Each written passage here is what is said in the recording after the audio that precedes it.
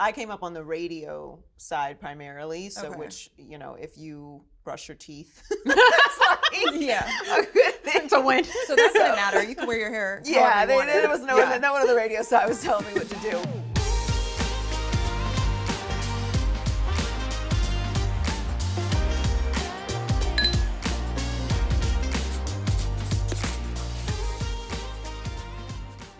Hey everyone, what's up? I'm Ava Pearl, your host on Curly Cocktailz, a conversation between us curly-headed queens. Today I'm so excited because I have two very special guests with me.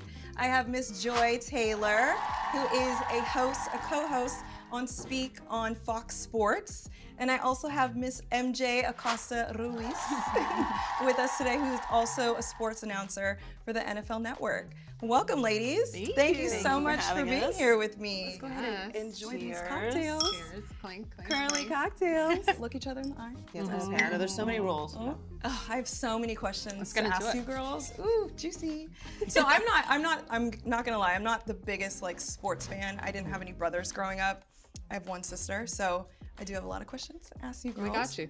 Let's start off with the landscape of the TV industry. How would you girls describe what that looks like as far as beauty standards and what it entails? Like, do you think it's predominantly white men with, or white women with straight hair? What does that landscape look like in the TV industry?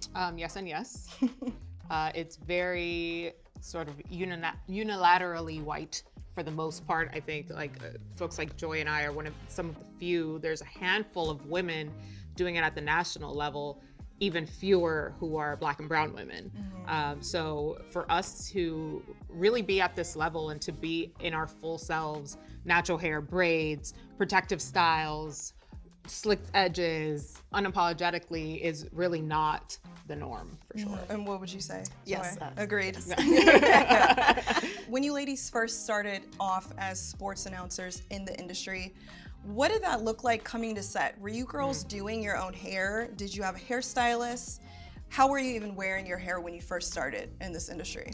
Well, I think it depends on what part of our careers we were in. Right? The network level, generally, you'll have hair and makeup available to you. Now, if that person can do your hair or your makeup is a whole other question if you are a Black or brown person. If you're starting out, generally you're doing your own hair and makeup.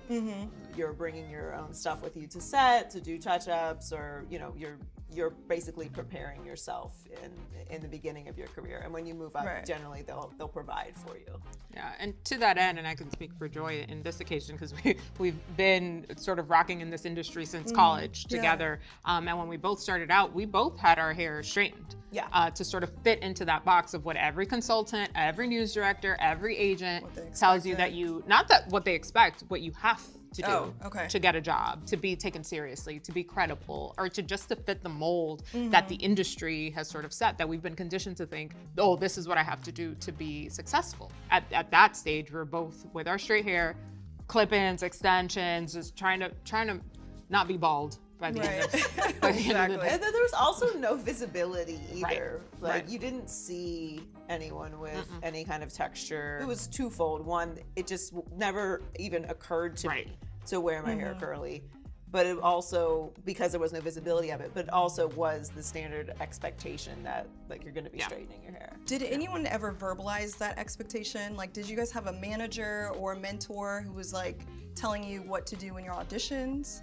How to look in your It was photos? almost an unspoken rule. But there were not managers or mentors. I don't think even to Joy's point, no one, that wasn't even spoken of because it was just this is how it is. This is how it is. But I did have several consultants at the local level say oh no, this is short, straight. You need to. Bland, this is it. I came up on the radio side primarily, so which, if you brush your teeth, it's a good thing. It's a win. So that doesn't matter. You can wear your hair. There was no one on the radio side was telling me what to do, but I obviously freelanced and did television very early in my career as well. So like MJ said, it was just kind of understood. But I've certainly had people make comments to me. Even at the network level when I did have my hair curly and have had, since I've made the transition to wearing my hair curly on air have dealt with every kind of level of okay, pushback before we on get it. there, because I do want to dive deep into that, did you ladies have an anchor that you looked to for beauty inspiration back then? Back then, not really. Yeah, I mean, there wasn't really, especially in the sports space. I think in the entertainment space, obviously, there's a little you know, more. endless inspirations, but in the sports space, it was very limited, especially for Black women. Yeah. I mean, outside of like the Beyoncés and, you know, like the pop stars that would wear their hair like that as part of like the act and like all of that, really for what we did, there was very little, if any, sort of inspiration. So it took a very long time for either one of us to get to the point where we're like, all right, enough already. Like, we just gotta lean into this. And for style in general, I think the business has changed a lot as it's become more diverse. Like the expectations of what you're supposed to wear on air, what is professional, have vastly shifted. And the men have contributed to that as well, might I add, in their own very non-intentional but positive influencing way. That has to do with the influx of entertainment and music and movies with the sports space. There's so much crossover with everything now that it would almost appear aesthetically weird to be like extremely like rigid, and you're interviewing this, you know, rapper or pop star, you know what I mean? This action star, and you're sitting there with like, because you want to be relatable too, right? You know, as right. And someone. Also, I mean, obviously, the pandemic and everything that happened with how we consume television has changed as well, and the audience is much more receptive to a bit more of a casual approach. And when did you ladies start wearing your hair natural on camera? For me, around like 2017-ish, like the curly girl community knows Miss Bianca Renee, who's one of like the OG curly hair influencers. She was definitely someone who's now a friend that I was able to lean on and part of the conception of the education of like the curly move. But I was still working in local news, doing sports at the time in 2018. And so did you have restrictions there? Yes. With local news? Okay. Yeah, for sure. Okay. So you did a big chop. Yes. 2018. And I was still on air. Wow. I was like, let's just do it, girl. Like, let's just leave it. I didn't tell any of my bosses. I didn't tell anybody at work. Oh. I was just like, what are they going to say?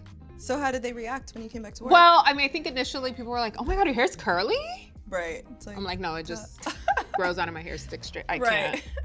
So I just walked in like, doo-doo-doo-doo. Half the folks didn't even like recognize me. So I just walked past people and they didn't even sort of look up. And then my boss was like, oh, that's a look.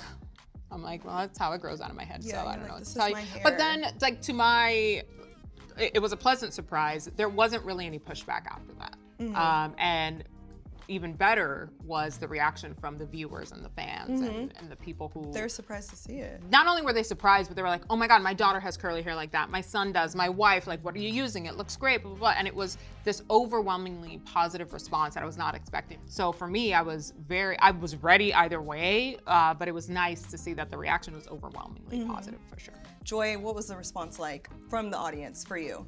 Well, I wouldn't say that it was negative, but I mean, I exist in the opinion space, so it probably was negative from some regard, but I'm just used to in this space, like you become a little desensitized to the constant feedback on your looks because that's just what it is. But I will say, like MJ, I got a really positive response from a lot of women. A lot of women in the business were really excited, especially to see before my chop. And now, obviously, I will wear protective styles all the time, wearing twists or braids on air because that, like beyond curly hair, that is huge. Super considered unprofessional. Like, what are you doing with braids on air for? So that was like a whole other step up. And I have definitely gotten feedback on how everyone feels about that, but we don't care. Do you ladies read the comments a lot that you get, or do you just film the episode and you're done with it? You don't look back? Yeah. Well, it's live also. Yeah, we're live, but also I think like I never check anything when I'm on air. No. Like that is a big no. I mean, even after, do you go to social media and see what people say? I feel like that's probably best. No, they don't sign checks. And period. Okay. And also, like, it's just not. it's not useful. Like if I know if I did a good show or not. You know if you did a good show or not. Exactly. I know if I messed something up. I know if I said something that's gonna piss people off. But that's my job. Not to piss people off, but my job is to be entertaining and engaging. That's our job. That's what we're supposed to do. And everyone's not gonna receive that well every day. So we are not designed to get this much feedback, positive or negative, constantly. So I think MJ shares the same sentiment. Checking that it's only negative, because if you get gassed up on you had an amazing show and you look so good today and your hair is perfect and your makeup is perfect and I want to marry you and you're the most beautiful woman in the world. Like if you allow that to affect your mood, then when someone is like, screw you, you're terrible, your show sucks, you look ugly, you look fat, this is why you're single, like then you're just gonna be swung constantly by this feedback from people who would never say any of this to your face. And it's just not a place that you should go for any kind of affirmations, positive or negative. And that's just, in my opinion, how you have to navigate a space where you are in the public eye, because otherwise you'll get consumed by wanting to constantly affirm or appease or get attention or feedback from just places that don't do the hiring at all. That can definitely mess with your mental. So now that you ladies are professionals in the field, do you have hairstylists on deck that you can use, or do you just bring some of your own products if you want to touch up? What does that look like on set? A little bit of both. I think the struggle, and we've both been through this, we like recommend people back and forth, because the reality is when you are at the network level, when you are on sets, the amount of people who are hired that not just look like us, but who are proficient in doing textured style and curly hair and natural hair, or even protective styles, is so few and far between. So when we find those people, we're pretty much like, they're in a rotation, right, amongst all of us, because they don't exist. I went through this whole hair transition mostly on my own, learning and educating myself, so I can do my own hair. And many times I've had to do my own hair. But there always is someone on standby to kind of like fix you up a little bit, a hairstylist. There's a person, but we don't know if they can do it. Oh, okay. I mean, I run into it with makeup as well. And like, that's the amount of times that I'm like, that's a whole other What topic. is so difficult about my skin tone? I don't understand. Yeah. Like, can we just match the shade? Like, can we just match? It's very difficult most places to walk in. It's almost impossible to walk in and have somebody who knows what they're doing. The industry can be very male influenced. How did you ladies maintain professional boundaries on and off camera? Because y'all some baddies. So like, how do you keep these men away from you guys? You guys are interviewing athletes all day long. How does that work? I know that you're married. You're married, so it's easier, but like, how did you start off? Not necessarily, no. Look, they don't care. People are gonna try it. They're gonna try it. Whether it's in person, in the DMs, whatever, but I think as long as you know how you operate and how you move. I was a reporter out in the field, and by the field, I mean in locker rooms on many occasions. Yes, girl. You have to present yourself as who you are, right? So one of the biggest things, and I'll never forget this, and I won't say who the player was or what team it was, but there was a new player that had just arrived to the team, had just been picked up on a trade. And he made a comment, right? Thought I didn't hear it, but of course I hear all. The locker rooms aren't that big. And another player was like, what? Nah, MJ's not the one. And I was like, damn. Oh, that's nice. He could have very easily been like, yo, what, like gotten into it. But instead he was like, she's not the one. And that just solidified to me that the way I conduct myself, the way that I carry myself, the way that I have built my credibility in this business speaks for itself, and it resonates with the men that I'm talking to, right? Now, what happens when I walk out of the locker room? I don't know. I don't want to know that. And Joy, what about you? I agree. It's really just how you, I don't want to say how you carry yourself, because people are going to try you regardless. Yes.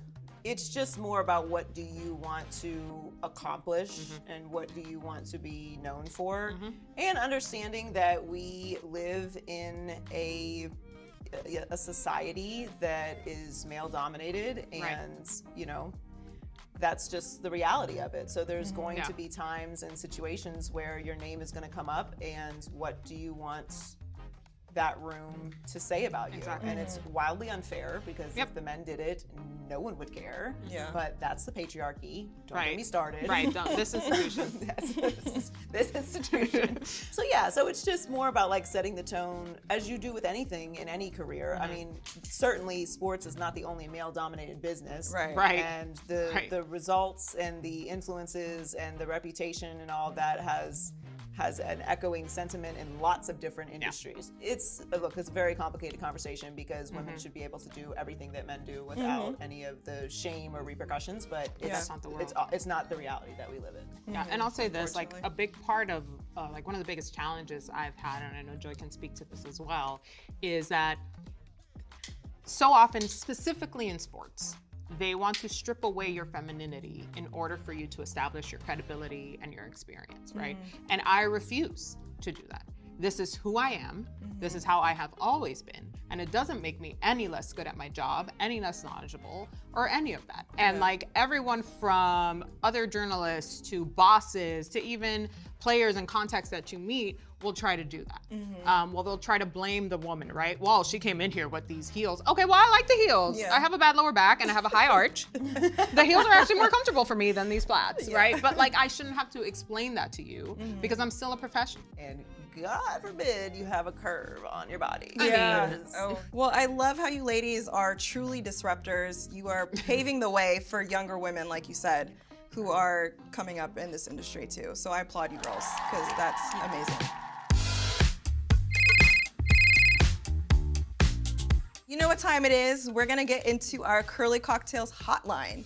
So we have a tweet from Natalie, and she was wondering, what advice would you girls give a novice journalist who's just starting off in this industry? Is she still in college? Or She's in college. Okay. And she's a broadcast journalist. Natalie, it's not too late to change your major, girl. Be a doctor. Be a doctor, be a lawyer. But if you're really about this life, the biggest advice, and I mean, I get this advice from Joy constantly, is to, one, build your own brand, and two, what we've learned to do throughout our entire careers, learn every aspect of it. So learn how to shoot, learn how to produce, learn how to write. The more you know about the industry, the more longevity you will have and the more opportunities you will have in different kind of avenues. But know what you want. If you want to be on air, if that's exactly what you want to do, then pour your attention into getting on air. I love that. What about you? Yeah, I would add on to the knowing what you want part. If you know exactly what you want to do in the business, your path is going to be so much easier. I started where I started for that exact reason. MJ started where she started for that exact reason. There are so many jobs in the media business. And be yourself. Be yourself. Know what you want to do. Be prepared. Be your own advocate. Be able to do everything, but do all of that while being yourself. I love that. Yeah.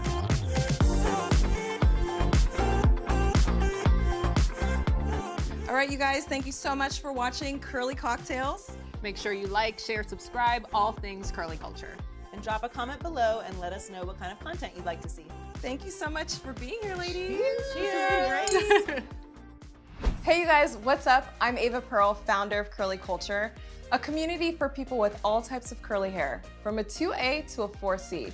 Let us know what you guys want to see in the comments below, and we'll see you guys on our next episode. And don't forget to like, share, and subscribe to the channel.